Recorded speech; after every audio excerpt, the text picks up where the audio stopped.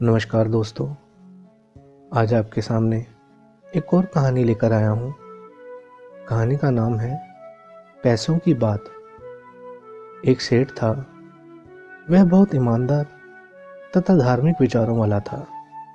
एक दिन उसके यहाँ एक बूढ़े पंडित जी आए।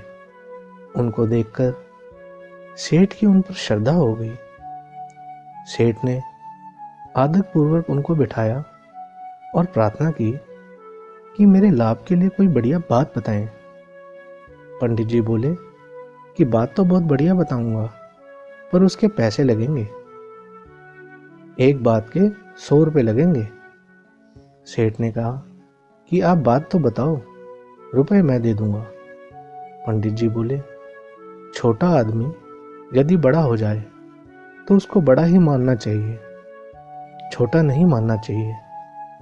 सेठ ने मुनीम से पंडित जी को 100 रुपये देने के लिए कह दिया। मुनीम ने भी 100 रुपये दे दिए। सेठ ने कहा, और कोई बात बताएं पंडित जी। पंडित जी बोले, दूसरे के दोष को कभी प्रकट नहीं करना चाहिए। सेठ के कहने पर मुनीम ने इस बार भी उनको 100 रुपये दे दिए। सेठ बोला, और कोई बात बताएं पंडित जी। पंडित जी बोले, जो काम नौकर से हो जाए उसको करने में अपना समय नहीं लगाना चाहिए। मुनीम ने इस बात के भी 100 रुपये दे दिए। सेठ बोला, एक बात तो और बता दो पंडित जी। पंडित जी बोले, जहां एक बार मन फट जाए वहां फिर रहना नहीं चाहिए। मुनीम ने इस बात के भी 100 रुपये दे दिए। पंडित जी चले गए। सेठ ने चारों बातें याद कर ली और उनको घर में तथा अपनी दुकान में कहीं जगह लिखवा दिया। कुछ समय बीता। सेठ के व्यापार में घाटा होना शुरू हो गया। घाटा होते होते ऐसी स्थितियां आ गई कि सेठ को अपना शहर छोड़कर दूसरी जगह जाना पड़ा। साथ में मुनीम भी था। चलते चलते वो एक शहर के पास पहुंच गए। सेठ ने मुनीम को बोला, मुझे बहुत भूख लग रही है, कुछ खाने पीने के लिए लेकर आओ। मुनीम शहर में कुछ खाने पीने का सामान ढूंढने के लिए निकल गया। देवयोग से उस शहर के राजा की मृत्यु हो गई थी। उसकी कोई संतान भी नहीं थी। अतः राज्य के लोगों ने यह फैसला किया, जो भी व्यक्ति शहर में प्रवेश करेगा उसको ही राजा बना दिया जाएगा। उधर मुनीम शहर में गया तो द्वार के भीतर प्रवेश करते ही लोग उसको हाथी पर बैठाकर धूमधाम से महल में ले गए और राजा के सिंहासन पर बिठा दिया, यानी उसको राजा बना दिया। इधर सेठ मुनीम के लौटने की प्रतीक्षा कर रहा था। जब बहुत देर हो गई तब सेठ ने मुनीम का पता लगाने के लिए खुद शहर में गया। शहर में जाने पर सेठ को पता लगा कि मुनीम तो यहाँ का राजा बन चुका है। सेठ महल में जाकर उससे मिला। राजा बने हुए मुनीम ने सारी कहानी सेठ को सुनाई। सेठ को पंडित जी की बात याद आई कि छोटा आदमी यदि बड़ा हो जाए तो उसको बड़ा ही मानना चाहिए, छोटा नहीं मानना चाहिए। सेठ ने राजा को प्रणाम किया। राजा ने उसको अपना मंत्री बनाकर अपने पास रख लिया। राजा के घुड़साल का जो अध्यक्ष था, उसका रानी के साथ अनैतिक संबंध था। एक दिन संयोग से सेठ ने रानी को उसके साथ शयन करते देख लिया। दोनों को नींद आई हुई थी। सेठ को पंडित जी की बात याद आ गई कि दूसरे के दोष को प्रकट नहीं करना चाहिए। सेठ ने रस्सी पर अपनी शाल डाल दी, जिससे दूसरा कोई और उनको ना देख सके। जब रानी की नींद खुली तब उसने सामने रस्सी पर शाल टंगी हुई देखी। उसने पता लगवाया कि यह शाल किसकी है।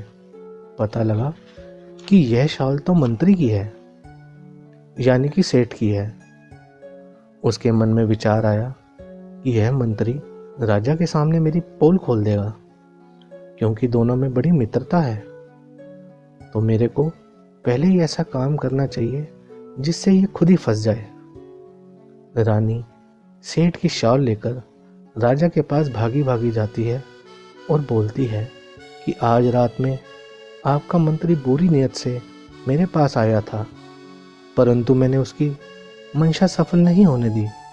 मेरे चिल्लाने के डर से मैं भागने लगा तो मैंने उसकी शाल छीन ली। यह देखो, उसकी शाल है। राजा ने देखा तो पहचान लिया कि जब वह मुनीम था तब उसने ही यह शाल खरीदकर सेठ को दी थी। रानी की चिकनी चुपड़ी बातों से राजा की बुद्धि फिर गई। उसने रानी की सलाह से सेठ को खत्म करने का विचार कर लिया। दूसरे दिन राजा ने सेठ को कसाई से मांस लाने के लिए कह दिया। उधर कसाई को पहले से ही कह दिया गया था कि कोई आदमी तेरे पास आएगा मांस लेने के लिए तो उसको मार देना। सेठ को बड़ा आश्चर्य हुआ कि मैं मांस छूता तक नहीं, फिर भी राजा ने मेरे से मांस लाने के लिए कह दिया। इसमें जरूर कुछ ना कुछ बात होगी। सेठ को पंडित जी की बात याद आ गई। जो काम नौकर से हो जाए उसको करने में अपना समय नहीं लगाना चाहिए। सेठ ने मांस लाने के लिए अपने नौकर को भेज दिया। कसाई ने नौकर को मार दिया। इधर राजा को गुप्तचरों के द्वारा पता चल गया कि घुड़साल का जो अध्यक्ष है उसके रानी के साथ अनैतिक संबंध हैं। राजा को बड़ा भारी पश्चाताप हुआ कि रानी की बातों में आकर मैंने इतने ईमानदार सेठ को मरवा दिया। बाद में पता लगा कि सेठ तो जीवित है। राजा को बड़ी प्रसन्नता हुई। वह एकांत में सेठ के पास गया और अपनी भूल के लिए क्षमा मांगने लगा। राजा ने पूछा कि आपकी शाल रानी के पास कैसे आई। सेठ ने कहा कि पंडित जी की बातों का तो आपको पता ही है, जो 100 रुपए वाली 4 बातें बताई थी, आप जानते ही हो, मैं उन्हीं का पालन किया करता हूँ। रानी घुड़साल के अध्यक्ष के पास लेटी हुई थी और दोनों को नींद आ गई थी। मेरे को पंडित जी की कही हुई बात याद आ गई कि दूसरे के दोष को प्रकट नहीं करना चाहिए, इसलिए मैंने उनका दोष ढकने के लिए रस्सी पर शाल डाल दी। वही शाल रानी ने उठा ली और आपके पास आ गई। राजा ने सेठ से प्रार्थना की कि अब आप अपना मंत्री पद संभाल लीजिए। सेठ को पंडित जी की कही बात याद आ गई कि जहाँ एक बार मन फट जाए वहाँ फिर नहीं रहना चाहिए। सेठ बोला कि अब मैं यहाँ नहीं रहूँगा, चला जाऊँगा।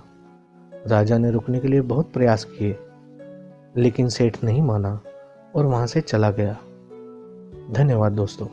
और भी मोटिवेशनल स्टोरीज को देखने के लिए हमारे चैनल को सब्सक्राइब कर लीजिए